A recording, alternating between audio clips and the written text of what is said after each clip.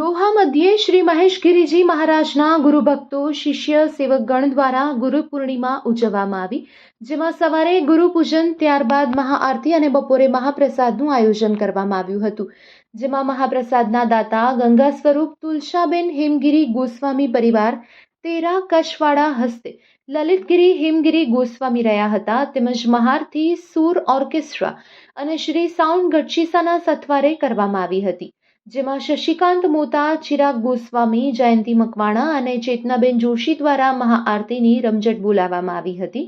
અને મહાઆરતીની વ્યવસ્થા રમેશ મોતાએ સંભાળી હતી. તેમજ કચ્છ બહાર વસતા ગુરુ મહારાજ શ્રી મહેશગીરીજીના ગુરુભક્તો સેવકગણ મોટી સંખ્યામાં ગુરુ પૂર્ણિમાના દિવસે ઉપસ્થિત રહી ગુરુ મહારાજને માથું ટેકવીને દર્શન કરી આશીર્વાદ મેળવ્યા હતા.